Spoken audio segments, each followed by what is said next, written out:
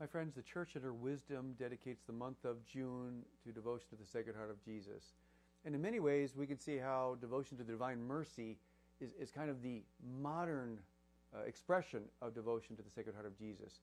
But I think there's also great value into hearing the original promises of the Sacred Heart of Jesus. I mean, it's still the same Jesus, right? It's the one Jesus. But there's also great depth in what was revealed by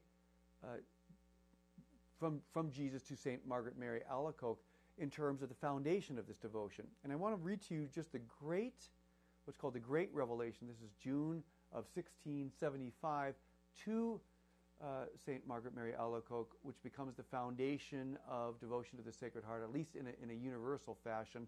And then the 12 promises of the Sacred Heart, which are things we should be really focusing on, not just in the month of June, but as a renewal in the month of June for an appreciation the year round. Let's go to that first message received by St. Margaret Mary Alacoque from the Sacred Heart of Jesus, and I quote, "One day, kneeling before the Blessed Sacrament during the octave of Corpus Christi, I was deluged with God's loving favors, inspired to make some return and to give him love for love. I heard him say, quote, 'Do what I've already so often asked you. You can't show your love in a finer way than that.' He then disclosed his divine heart as he spoke. There it is, that heart so deeply in love with men. It spares no means of proof, wearing itself out until it was utterly spent. This meets with scant appreciation from most of them. All I get back is ingratitude. Witness their irreverence, their sacrileges, their coldness, and contempt for me in this sacrament of love. What hurts me most is that those dedicated to my service behave in this way. That is why I'm asking you to have the Friday after the octave of Corpus Christi set apart as a special feast in honor of my heart, a day on which to receive me in Holy Communion and make a solemn act of reparation for the indignities I have received in the Blessed Sacrament while exposed on the altars of the world. I promise you, too, that I shall open my heart to all who honor me in this way, and who get others to do the same. They will feel in all its fullness the power of my love." So here we have our Lord taking his heart out and exposing it to St. Margaret Mary Alacoque and saying, here's the heart that has been spent in love for you.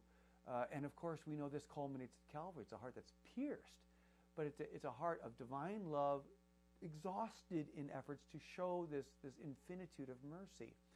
And he says, sadly, what does he get in response? He gets ingratitude, scant response. And he specifies even those dedicated to his service, making a reference to priests and religious, that it's especially hurtful to him for those who have made a commitment, a vow and oath to special service, to serving his mercy, that then fail in that regard.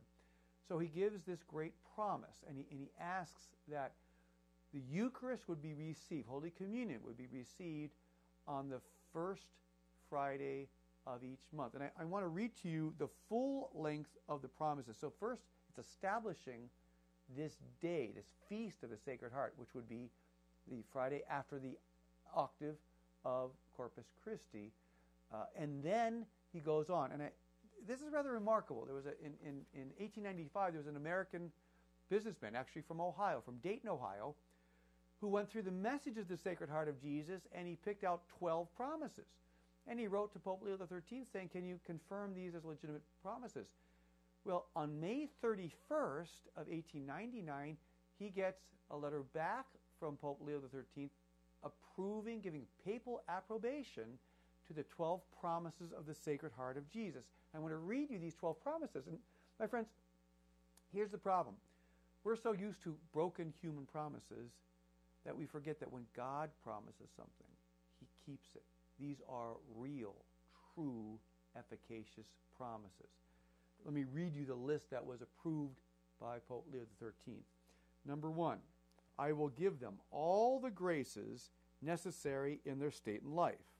Number 2, I will establish peace in their homes.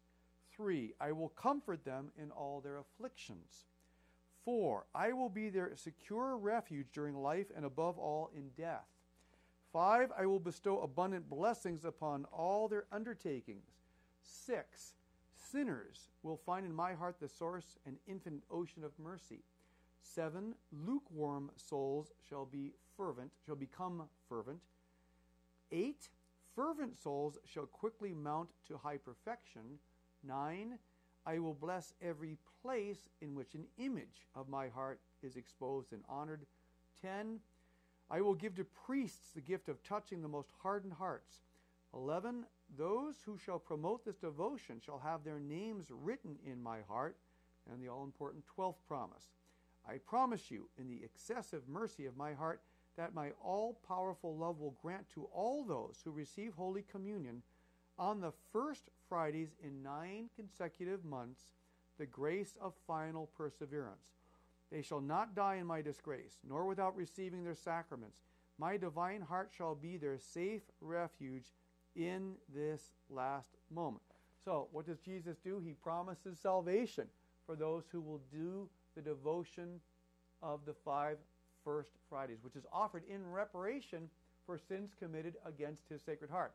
So see the beautiful parallel between the Sacred Heart of Jesus and the Immaculate Heart of Mary. What is Jesus saying here in the 17th century, which will enter the beautiful devotion of the Church?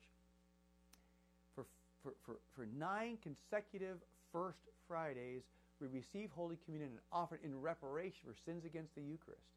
And for that, he promises the graces of final perseverance. After he took his heart out of his chest and held it in front of St. Margaret Mary Alacoque and talked about the need for reparation to his heart. Over 200 years later, what happens at Fatima? In fact, this is called the 7th apparition at Fatima, December 10th, 1925. What happens is that Our Lady takes her heart out and shows her heart to Sister Lucia and calls for reparation, calls for an act of reparation, which are the 5 first Saturday devotions. That every first Saturday you would pray the Rosary, receive Holy Communion, have confession within 8 days of that particular first Saturday, and spend at least 15 minutes of meditation on one or any of the mysteries of the Rosary, with the intention of making reparation to the Immaculate Heart. You see the beautiful heavenly parallel. Devotion to the Sacred Heart of Jesus with the 9 First Fridays, devotion and reparation to the Immaculate Heart of Mary with the 5 First Saturdays. This is the call for us as a people of God to be loving and to return love for love, the love we get from the hearts of Jesus and Mary. Let's make June that month of the Sacred Heart where we commit to do the 9 consecutive First Fridays, and we also will do devotion to the Sacred Heart. We pray, if not daily, as often as we can, the litany of the Sacred Heart. Praying it daily is of great benefit, because, my friends, our peace comes from the hearts of Jesus and Mary. Let's do our parts to unite our heart, to ensconce, to put our hearts between the hearts of Jesus and Mary for our peace, for our salvation, for our holiness, and for the salvation of the world, because the triumph of the Immaculate Heart, which is prophesied at Fatima, will succeed in the reign of the Sacred Heart of Jesus, which we all should be longing for. This is Dr. Mark Miravalle saying thanks for being with us. Have a blessed June, the month of the Sacred Heart of Jesus.